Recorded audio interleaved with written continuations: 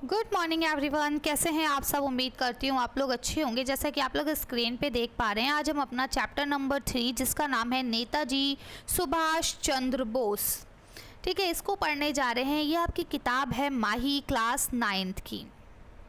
इसके पहले के 2 चैप्टर हम अपलोड कर चुके हैं। अगर आपने नहीं देखे हैं तो आप लोग देख सकते हैं, लिंक आपको कमेंट बॉक्स में और डिस्क्रिप्शन में मिल जाएगा। बाकी आप लोग प्लेलिस्ट का इस्तेमाल कर सकते हैं, वहाँ से भी आपको वीडियोस इजीली मिल जाएंगी। इसके अलावा जो ग्रामर का वर्क है वो भी आपके लिए कराया जाएगा। आपका सिलेबस वगैरह भी अपलोड है, तो आप लोग सब देख सकते हैं। तो चलिए पढ़ना शुरू करते हैं।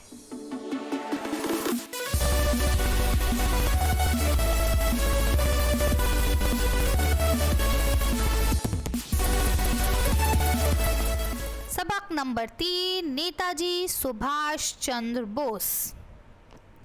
सुभाष चंद्र बोस हिंदुस्तान की आज़ादी के एक अहम रहनुमा थे। लोग उन्हें प्यार से नेताजी कहते थे। नेताजी सुभाष चंद्र बोस 23 जनवरी 1897 को उड़ीसा, जिसे आज हम उड़ीसा कहते हैं, के शहर कटक में पैदा हुए। उनके वालिद का नाम जानकी नाथ बोस था, जो एक मशहूर वकील थे। वालिदा का नाम प्रभावती बोस था। सुभाष चंद्र बोस बचपन से ही बहुत ज़हीन, मेहनती और संजीदा इंसान थे। उन्होंने इब्तिदाई तालीम कटक में हासिल की और आला तालीम के लिए कोलकाता, जिसे आज हम कलकत्ता कहते हैं, के प्रेसिडेंसी कॉलेज में दाखिला लिया। बाद में उन्होंने स्कॉटिश चर्च कॉलेज से बीए मुकम्मल किया।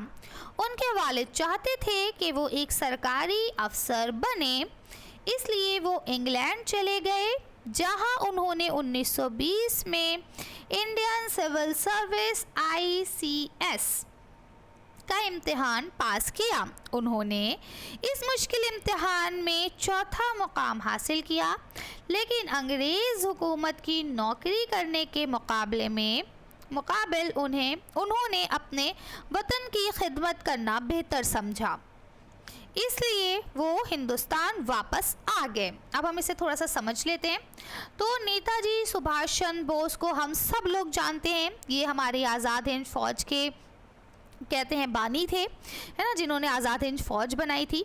तो कहते हैं इनकी जो पैदाइश है 1897 में हुई थी। इसके बाद इनके वालिद और वालदा का नाम आपको बताया है। इसके बाद इनकी तालीम के बारे में बताया है कि पहली जो छोटे मतलब हम इब्तिदाई तालीम लेते हैं वो तो अपने गांव में, अपने शहर में ही ली। इसके बाद वो कलकत्ता चले गए और कलकत्ता के बाद इंग्लैंड चले गए, ठीक है।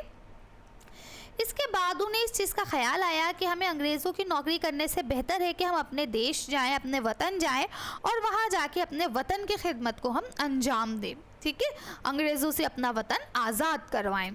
तो वो हिंदुस्तान वापस आ गए। सुभाष चंद्र बोस आज़ादी की तहरीक में शामिल हो गए। वो हिंदुस्तान की मुकम्मल आज़ादी चाहते थे। दूसरी जंग अजीम के दौरान अंग्रेज़ी हुक्मरान ने नेताजी को उन्हीं के घर में नज़रबंद कर दिया। जब दूसरी जंग अजीम हुई है तो नेताजी तो अंग्रेज़ों के ख़िलाफ़ थे, तो इन्हें लगा अंग्रेज़ों को कि अगर ये ऐसे बाहर रहेंगे तो ये हमारे ख़िलाफ़ लोगों को भड़काते रहेंगे, इसलिए उनको घर के अंदर ही बंद कर दिया गया। नज़रबंद कर दिया का मतलब यही होता है कि वो घर से बाहर नहीं निकल सकते। लेकिन वो बच निकले और हिंदुस्तान छोड़कर जनूबी मशरक़ी एशिया पहुँच गए। यहाँ उन्होंने सिंगापुर में आज़ाद हिंद फ़ौज की क़यादत, है ना, यानी इन्होंने क्या करा, आज़ाद हिंद फ़ौज को बनाया, उसकी क़यादत संभाली और अंग्रेज़ी हुकूमत के ख़िलाफ़ लड़ाई छेड़ दी। आज़ाद हिंद फ़ौज का मकसद हिंदुस्तान को अंग्रेज़ हुकूमत से आज़ाद कराना था। यानी आज़ाद हिंद फ़ौज का क्या मकसद था कि अंग्रेज़ों से हम अपने आप को आज़ाद कराएं। नेताजी का मशहूर नारा था, तुम मुझे खून दो मैं तुम्हें आज़ादी दूंगा। इसका मतलब था कि अंग्रेज़ हुकूमत से आज़ादी पाने के लिए जान कुर्बान करने का हौसला रखना ज़रूरी है। ज़ाहिर है देश हमारा इतनी आसानी से तो आज़ाद नहीं हुआ है ना। हर धर्म, हर जाति, हर मज़हब के लोगों ने यहाँ पे अपना खून बहाया है, तब जाके हमें ये आज़ादी मिली है। ठीक है, आज नेताजी सुभाष चंद्र बोस को हिंदुस्तान की आज़ादी के एक बहादुर सिपाही और हौसलामंद लीडर के तौर पर याद किया जाता है। उनकी ज़िंदगी से हमें ये सबक मिलता है कि अपना मकसद हासिल करने के लिए पुख्ता अज़्म और हौसला और कुर्बानी का जज्बा रखना ज़रूरी है। यानी अगर आप कुछ हासिल करना चाहते हैं तो उसके लिए आपको अपने हौसले की मजबूती रखनी होगी और बहुत सारी चीज़ों की कुर्बानी का जज्बा रखना होगा।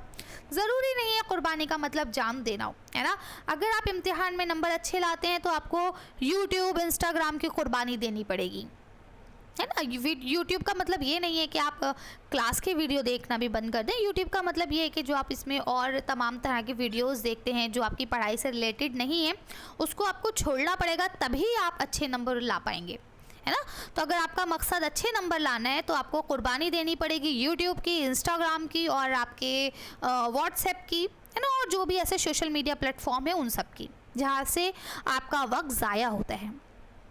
इसीलिए उनकी शख्सियत अज़्म, हौसले और कुर्बानी की बेहतरीन मिसाल है। ठीक है, ये हैं हमारे नेताजी सुभाष चंद्र बोस। अब देखिए यहाँ पे आपको लिखा हुआ है लफ्ज़ मायने पढ़िए और समझिए। तो रहनुमा किसे कहते हैं? रास्ता दिखाने वाला यानी लीडर। ज़हीन मतलब अक्लमंद, समझदार, होशियार। ठीक है, संजीदा मतलब बिल्कुल गंभीर। ठीक, आगे देखिए तहरीक, तहरीक मतलब जो सिलसिला एक हम चलाते हैं, है ना, आंदोलन। इसके बाद अजीम, अजीम मतलब बड़ा। नज़रबंद करना यानी कैद कर देना। कुर्बानी का मतलब होता है निछावर करना और जान देना भी इसमें आता है। हौसलामंदी का मतलब होता है हौसले वाला, हिम्मत वाला, है ना। पुख्ता मतलब पक्का और अज़म मतलब इरादा। ठीक, ये यहाँ तक आपको सब समझ में आ गया? कोई कन्फ्यूजन, कोई डाउट हो तो मुझसे पूछ सकते हैं आप लोग कमेंट करके। ठीक है, आगे चलते हैं यहाँ से।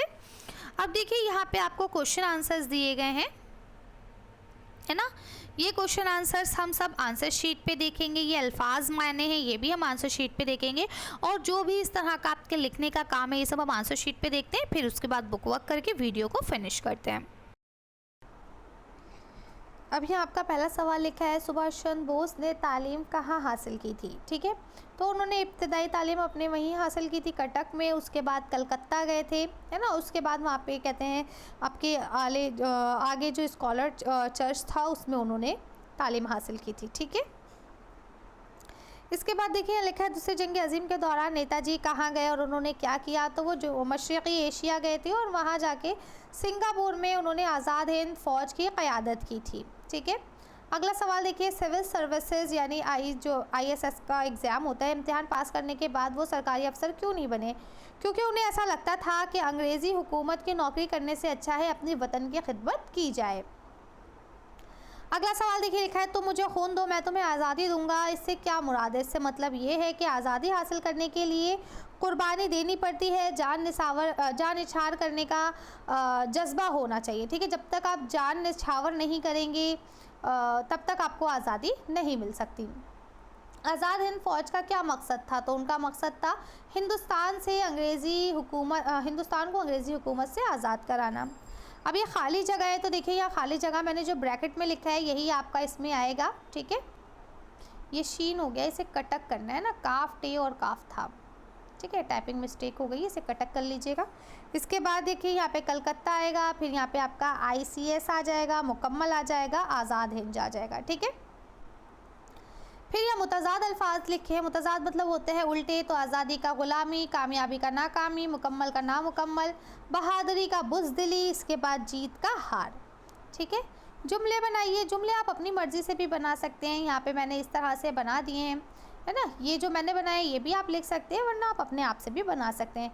ज़मीर वाले 5 जुमले छांट के आपको लिखने थे, ये देखिए मैंने वो 5 जुमले भी यहाँ पे लिख दिए हैं जिसमें ज़मीर आ रहा है। ठीक है, ज़मीर क्या होता है? जो आपके इस्म की जगह पे इस्तेमाल किए जाते हैं उन्हें ज़मीर कहते हैं। जैसे यहाँ पे उन्हें, वो, है ना, उनकी, हमें, है ना, तुम, ये मुझे। ठीक है, ये सब जो है मैं। ठीक है, ये सब जो है ये आपके क्या है? ये सब आपके ज़मीर हैं, तो आप इसे लिख सकते हैं। अब देखिए यहाँ लिखा है नीचे लिखे सवालों के 3-3 जवाब दिए गए हैं, इनमें से सही जवाब को चुनकर सही का निशान आपको लगाना है। पहला सवाल लिखा है नेताजी ने ICS का इम्तिहान किस साल पास किया था? तो आपको पता है 1920 में किया था, इस पे राइट लगा देंगे। अगला सवाल देखिए यहाँ लिखा हुआ है उन्होंने आज़ाद हिंद फौज की क़यादत कहाँ संभाली? तो कहाँ संभाली थी? सिंगापुर में। ठीक है। नेताजी का मशहूर नारा था, क्या था? तुम मुझे खून दो मैं तुम्हें आज़ादी दूंगा।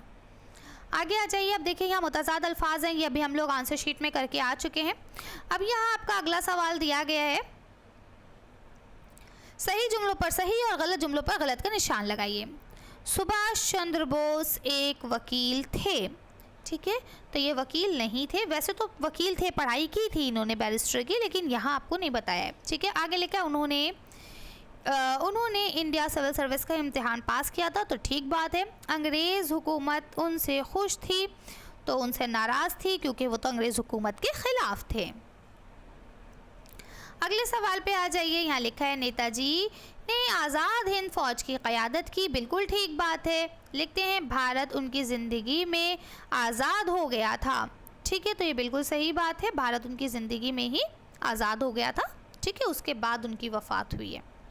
इसके बाद देखिए कुर्बानी, क़यादत, आज़ादी, अज़्म, ये सारे हमने आपको आंसर शीट पे करा दिए हैं। अब अगला सवाल देखिए लिखा है पढ़िए, समझिए और लिखिए। वो लफ्ज़ जो इस यानी नाम की जगह इस्तेमाल किए जाते हैं उसे हम ज़मीर कहते हैं। जैसे सुभाष चंद्र बोस हिंदुस्तान की आज़ादी के एक अहम रहनुमा थे, लोग उन्हें प्यार से नेताजी कहते थे, वो हिंदुस्तान की मुकम्मल आज़ादी चाहते थे। ठीक है, तो अब देखिए यहाँ पे वो, उन्हें, ठीक है, ये जो लफ्ज़ आए हैं देखिए लिखा है ना, इन जुमलों में उन्हें और वो ऐसे लफ्ज़ हैं जो सुभाष चंद्र बोस यानी उनके नाम की जगह पे इस्तेमाल हुए हैं, तो इनको क्या कहा जाता है? ज़मीर। जैसे आप इंग्लिश में पढ़ते हैं ना प्रोनाउन, ये सेम वही चीज़ है, जो आपके इंग्लिश में प्रोनाउन पढ़ते हैं आप, वो यहाँ उर्दू में ज़मीर कहलाता है। ठीक है, अब देखिए यहाँ लिखा है सबक में से 5 जुमले तलाश करके लिखिए जिनमें ज़मीर इस्तेमाल हुआ हो और ज़मीर के नीचे लकीर खींचिए। तो ये मैंने आपको आंसर शीट में भी करवा दिए हैं 5 जुमले, तो अगर आपने नहीं किए तो आप कर सकते हैं। अब देखिए यहाँ लिखा है किसी ख़ास शख्स, जगह या चीज़ के नाम को इसमें ख़ास कहते हैं, जैसे दिल्ली, ताजमहल, गीतांजलि वगैरह, और किसी आम शख्स या आम चीज़ या आम जगह के नाम को इसमें आम कहते हैं, जैसे शहर, इमारत, किताब वगैरह। ठीक है, अब आपको पता है जैसे अगर मैं कहूँगी मैं दिल्ली जा रही हूँ तब आप कोई सवाल ही नहीं पूछ पाओगे, लेकिन अगर मैं ये कह दूँ मैं शहर जा रही हूँ तो आपका दूसरा सवाल होगा मैम आप कौन से शहर जा रही हैं, राइट। तो इसी तरह से जो इसमें ख़ास होता है उसमें क्या होता है कि दूसरा क्वेश्चन नहीं बन पाता, जबकि इसमें आम में फ़ौरन से दूसरा क्वेश्चन बनता है। जैसे मैंने कहा मैं किताब पढ़ रही हूँ तो आप फ़ौरन पूछोगे मैम आप कौन सी किताब पढ़ रहे हो, लेकिन अगर मैं कह दूँ मैं उर्दू की किताब पढ़ रही हूँ, है ना, मैं उर्दू पढ़ रही हूँ या मैं गीता पढ़ रही हूँ या जो भी पढ़ रही हूँ, ठीक है, तो इस तरह से आपको पता चल गया ना मैम ये किताब पढ़ रही हैं। लेकिन अगर मैं सिर्फ बोलूँ मैं किताब पढ़ रही हूँ तो आपको लगेगा मैम कौन सी किताब पढ़ रही हैं, है ना, गीता पढ़ रही हैं, रामायण पढ़ रही हैं, महाभारत पढ़ रही हैं या और कोई हदीस पढ़ रही हैं, क्या पढ़ रही हैं मैडम, है ना। तो ये किताब या इंग्लिश, हिंदी कोई सब्जेक्ट की किताब पढ़ रही हैं। ठीक है, आगे आ जाइए। अब देखिए यहाँ लिखा है इन लफ्ज़ों में से इस्म और फ़ेल को अलग अलग करना है। इसमें आम क्या है, अच्छा सॉरी ये देखिए गलत हो गया यहाँ पे, ठीक है, इसमें आम और इसमें ख़ास अलग करना है आपको। जैसे सुभाष चंद्र बोस, ये क्या हो जाएगा, इसमें ख़ास, क्योंकि पता है इनकी बात हो रही है। फौज तो कोई भी हो सकती है, तो ये क्या हो जाएगा, इसमें आम। देखिए आम पे मैं गोला लगा रही हूँ और ख़ास को मैं अंडरलाइन कर रही हूँ। हिंदुस्तान भी क्या है, ख़ास। वालिद क्या हो जाएंगे, आम। ठीक है, हुकूमत भी क्या हो जाएगी, आम। ठीक है, लेकिन सिंगापुर क्या हो जाएगा, ख़ास। ठीक है, हुकूमत कौन सा मुल्क की हुकूमत, मुझे क्या पता कौन सी हुकूमत की हम बात कर रहे हैं। ठीक है, हमारे घर में भी तो हुकूमत चलती है हमारे अब्बा की। ठीक है, तो इस तरह से यहाँ पे आप इसे कर सकते हैं। वैसे ही मैंने आंसर शीट पे भी करा दी है, अगर आपने नहीं देखा हो तो आप देख सकते हैं। तस्वीर में रंग भरिए और इसके बारे में 2 जुमले लिखिए। तो ये रही हमारी तस्वीर, नेताजी सुभाष चंद्र बोस की तस्वीर है जिसमें ये नारा लगा रहे हैं, तुम मुझे खून दो मैं तुम्हें आज़ादी दूंगा। ठीक है, तो ये वीडियो होती है यहीं फिनिश। मिलते हैं नेक्स्ट वीडियो में। Thank you for watching.